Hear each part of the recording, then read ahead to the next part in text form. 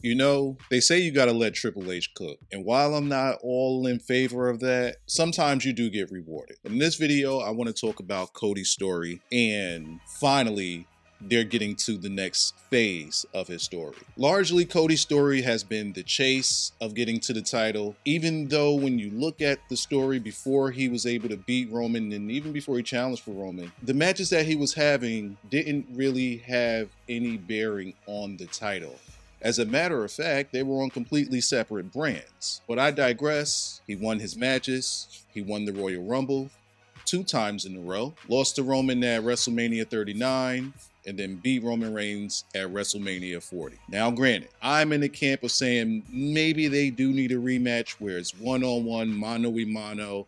Let's see who the better man is, but I'll let them get away with the smorgasbord of stuff that they threw at us at that WrestleMania. Now it's time to get into what was supposed to be next for Cody. The entire argument going into that WrestleMania was, well, if Cody wins, then what's next? And largely, we got a year of nothing, to be honest. Let's go over Cody's matches since he won the title from Roman Reigns. He had a match on SmackDown with Carmelo Hayes during the draft. Then he had an AJ Styles match, a Logan Paul match, another AJ Styles match, all of which led to nothing story-wise.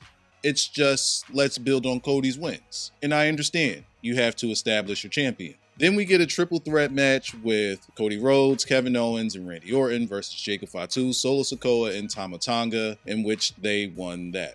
See, during this entire layout of matches, Cody only lost 2 matches. And those 2 matches came in tag team matches. I just want you to keep that in mind as we continue on. We had Cody and Kevin Owens versus Austin Theory and Grayson Waller. Cody versus Solo. Cody and Kevin Owens versus Austin Theory and Grayson Waller. Cody versus Kevin Owens. And that was the match in which Kevin Owens didn't want to pull the trigger on hitting Cody with the chair.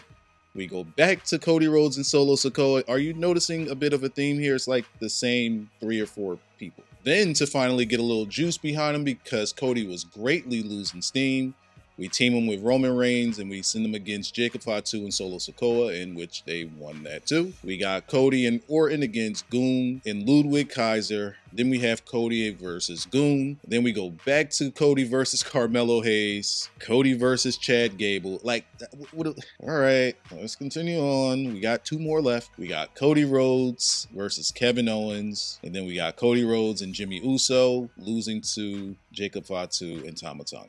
So like I mentioned earlier, they say you got to give Triple H some time to cook. Well, largely over this past year, we've just had filler. And I would be okay with that, but then we get the promo between Cody and CM Punk on Monday Night Raw, where they finally decide to start talking about the toll of these matches and what they've had on Cody. Now, granted, Cody said he wrestled the most matches, period. But during his title run, he didn't really defend the title all that much. And he certainly didn't wrestle every week or every other week. For the most part, he just made appearances, which is fine. I mean, that's what the people wanted. They wanted their champion to be televised and be on TV and to show up. Okay, I'll grant you that. But as Cody got in the face by Sami Zayn, by mistake, CM Punk comes out, they cut the promo, and Punk talks about the toll that it takes to be the man. He also talks about how when you become the man, everybody wants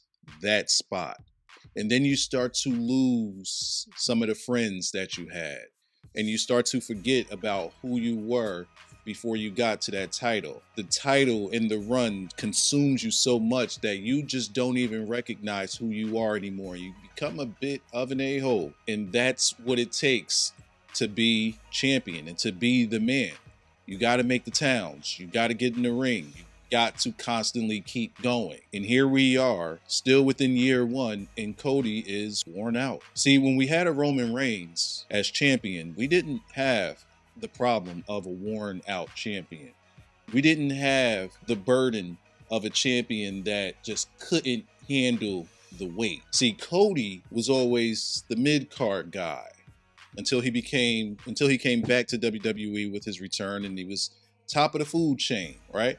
So in a sense, you're a bit hoist into there from a WWE perspective, not including his run on the Indies, not including his run in New Japan, TNA, and AEW.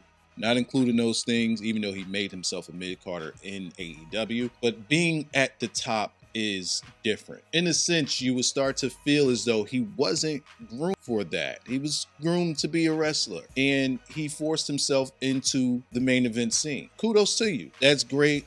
Great move, and that's what every wrestler should strive for. But along the way, what burdens did he have? You got to grow into the business. You got to grow into the role, and you got to climb the ladder. You got to do it the right way. But along the way, you don't have that burden on you until you get to the top. And now that you're at the top, and now that he's at the top, he looks tired within a year. And we go back to, again, a Roman Reigns, and we have to ask ourselves, why didn't Roman look defeated or tired or worn out or anything during his title runs? And the answer is simple for a guy like Roman, because they gave him the weight and the burden early. And he had to face the boos. He had to face the backlash. He had to face the people turning on him.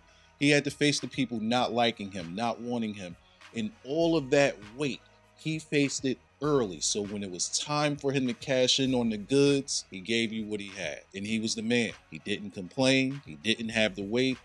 It was easy work for him. And he shined and he looked like a champion. See, that was his story. Cody's story has now become, well, everybody's going to be gunning at me. Well, everybody gunned for Roman. He took them all down, no problem. Granted, he had some help, but hey, as a quote-unquote heel champion, you put obstacles in the way of people getting to you. As a babyface champion, you got to find a way to overcome obstacles. But see, the problem with Cody is that Cody is the obstacle. Cody is the John Cena. Let's take a look at CM Punk, who was champion for over 430 days, and he was a babyface for most of it. Well, in his time of being a babyface champion, he did the same thing as Cody. He pushed himself into that main event scene.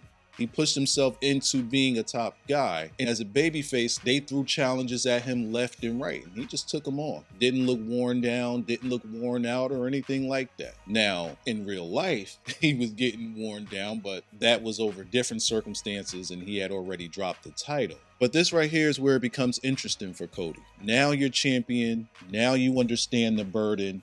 Now you understand what it's all about.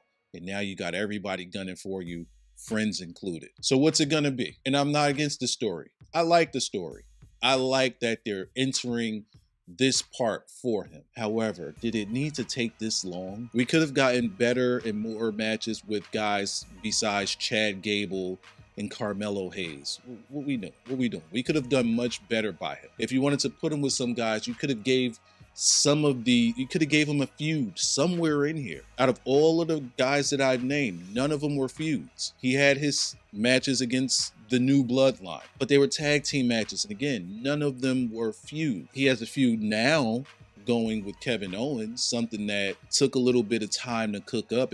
Let's take a look at it. It took 6 months for that feud to cook up, or for that feud to even start to begin. And that's because in April, he won the title from Roman, and in October, he teamed with Roman.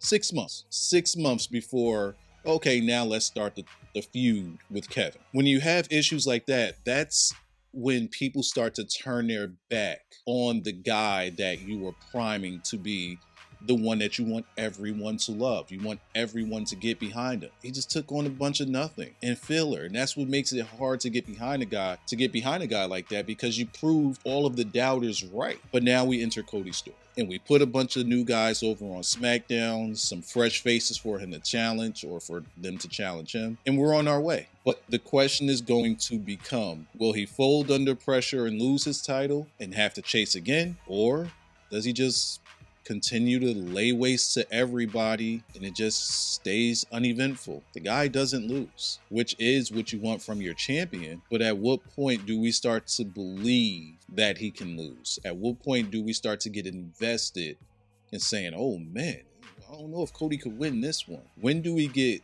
there is the question. This is finally, after almost a year, the start of Cody's story. Let me know what you guys think about his run up until now and about his story finally unfolding. Let me know in the comment section down below. If you're new, hit the subscribe button. We're going to be releasing new wrestling content early and often, in which we just give you things to think about when it comes to the product that you're watching. So subscribe if you're new, drop a like on the video, and drop a comment just to let me know what your thoughts are, or just to let me know that you want to give me your support, because it's by the time that we start growing the channel, it's brand new, and I want you on the ride with no dick.